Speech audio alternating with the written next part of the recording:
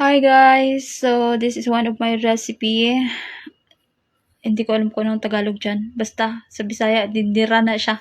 So, we need to do the lemon. I'm going to make a lemon cake. It's my own version guys. Talagang everyday I'm learning. So, ayan. Natututo ako sa sarili ko. Ayan. So, kailangan lang natin kukunin yung balat niya. Balat lang kailangan natin dyan.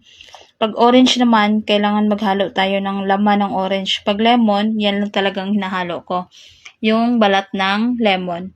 So, yun yung nagiging flavor ng cake natin. So, dyan, dahil sa usually, ginagawa ko lang talaga dyan para sa matandang lalaki. Kaya po, konti lang po talagang ginagawa ko at saka pangbahay lang po talaga tong cake na to. If you want na, pwede nyo namang pangbenta, pero siguro, masarapan nyo palalo. Pero ito talaga pambahay lang ito. So, ayan, gumagawa ako ng cake na pang konting tao lang talaga, pang 3 tao, ganun. So, ayun, 1 cup of flour. Then, andyan na po yung balat ng lemon. Then, maglagay tayo ng powder milk, 3 tablespoon. Pwede din 4. And then, ano na lang talaga, yung tansyahan na lang talaga. Sariling gawa ko lang po talaga yan. So, 1 egg. Tapos, lagyan natin ng 1 cup ng vanilla kasi masyado pong malangsa yung itlog dito. Para po mawala nga yung langsa ng itlog. Inahalo-halo ko lang po talaga lahat dyan. Ganyan po ako gumawa. Kasi ang hirap ng ang daming procedure. Isang, ganun din naman yung niya. Yung, kinalalabasan. Yun. Tapos, isang 1 tablespoon baking powder. Tapos po, lagyan natin ng 1 cup. Actually, hindi po talaga yan puno. 1 cup ng sugar. Tapos, konting oil lang. Kasi, magrereklamo yung matanda pag madaming oil. So, konti lang talaga. But usually, in 1 cup, kailangan maglagay ka ng 1/4 oil. So, ayan, naglagay ako ng tubig kasi para po, ma-mix yung kasi tuyo pag hindi siya lagyan ng tubig kasi wala siyang ibang halo. So, tubig po yung nilalagay ko dyan. Hanggang sa, po siya, hanggang mag-mix po lahat.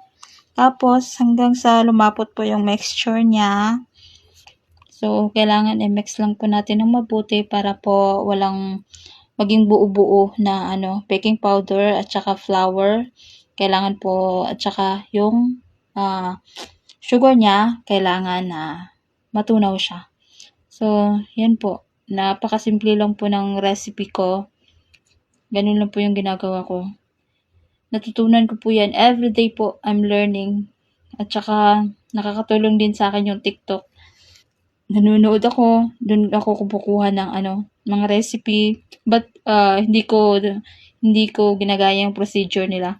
So, yan lang po yung lutuan ko. Isang parang isang loaf yung kinalalabasan yan.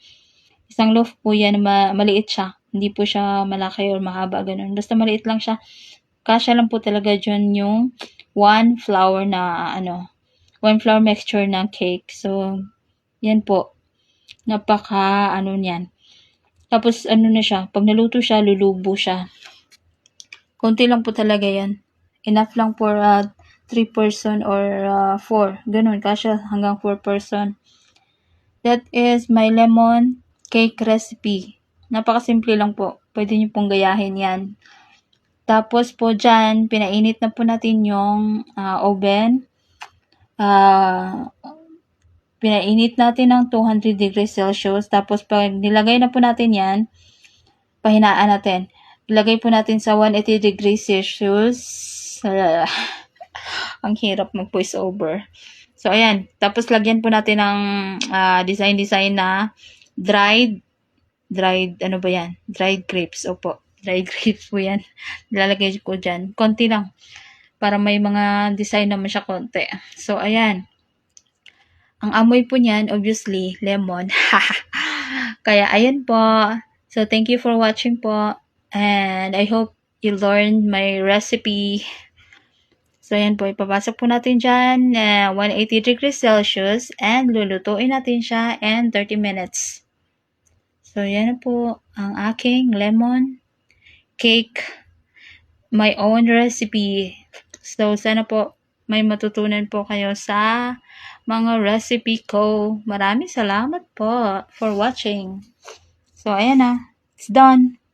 Thank you so much. Bye.